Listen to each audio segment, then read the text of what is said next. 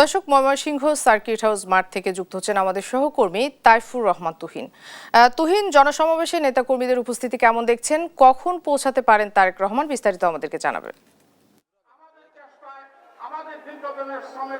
ধন্যবাদ আপনাকে। জানেন যে ময়মনসিংহের এই যে আজকে যে রাজনৈতিক যে অর্থাৎ নির্বাচনী যে সমাবেশ, সেই সমাবেশ কিন্তু কিছুক্ষণের মধ্যেই আমরা যেটি জেনেছি যে বিএনপির চেয়ারম্যান তারেক রহমান খুব কাছাকাছি চলে এসেছেন। তবে এর মধ্যে যদি আমি একটু দেখাতে চাই যে ময়মনসিংহ পুরো যে সার্কিট হাউস মাঠ, পুরো মাঠ জুড়ে কিন্তু আসলে অসংখ্য নেতাকর্মী, সমর্থক এবং ভোটার যারা রয়েছেন তারা কিন্তু ইতিমধ্যেই এসে সমাবেশ স্থলে এসে পৌঁছেছেন।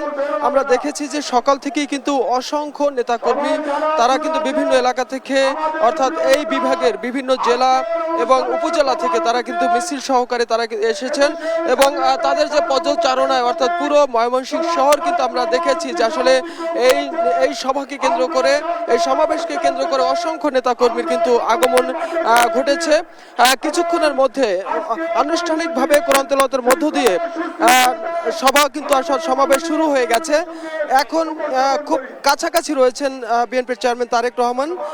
তিনি নির্ধারিত সময় 2:30 মঞ্চে উঠবেন এমন তথ্য কিন্তু রয়েছেন এবং এখান থেকে তিনি নির্বাচনী যেই সমাবেশ, এখানে যারা দলীয় তাদের যে মনোনীত প্রার্থী রয়েছেন এই আসনগুলোতে তাদেরকে পরিচয় করিয়ে দিবেন এবং নেতাকর্মীরা যেটি বলছেন তারা বলছেন যে আসলে এই 5 আগস্ট অভ্যুত্থানের পরে বিএনপি যে কতটুকু সংগঠিত তারই একটি প্রমাণ আজকে মিলবে এই সমাবেশ থেকে এবং তার প্রমাণ কিন্তু আসলে আমরা দেখেছি যে পুরো সার্কিট হাউস মাঠ কিন্তু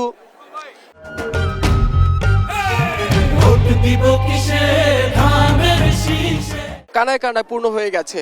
অসংখ্য নেতাকর্মী তারা কিন্তু ইতিমধ্যেই এখানে এসে উপস্থিত হয়েছেন এবং তারা এটার মাধ্যমে অর্থাৎ এই সমাবেশের মাধ্যমে তারা জানান দিতে চায় যে আসলে ময়মনসিংহে বিএনপি তাদের যে অবস্থান তৈরি করেছেন এবং এর প্রভাব সামনে নির্বাচনে পড়বে এমন জানান তারা কিন্তু আসলে দলের চেয়ারম্যানকে দেখাতে চান।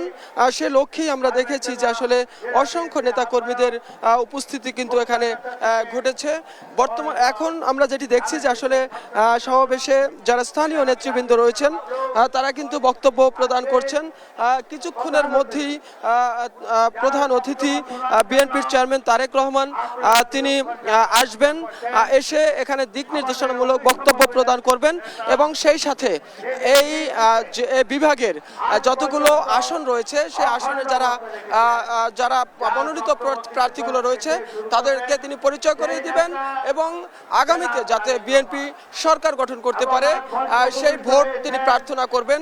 আমরা দেখেছি যে এর আগেও তিনি বেশ কয়েকটি যে বিভাগে গিয়ে তিনি কিন্তু জনসমাবেশ করেছেন, সেখানেও যেরকম মানুষের ঢল ছিল এখানেও কিন্তু আসলে অসংখ্য মানুষের ঢল আমরা কিন্তু দেখতে পাচ্ছি। এক কথায় বলতে গেলে আসলে নির্বাচন মানে এই যে সমাবেশটি কিন্তু পুরোপুরি প্রস্তুতি এবং সেই সাথে নেতাকর্মীদের উপস্থিতি কিন্তু পুরোদমে শেষ হয়েছে এবং নেতাকর্মীদের পর্যাপ্ত উপস্থিতিও কিন্তু রয়েছে। তো এই ছিল আসলে ময়মনসিংহের সমাবেশ স্থল থেকে আমার কাছে সর্বশেষ।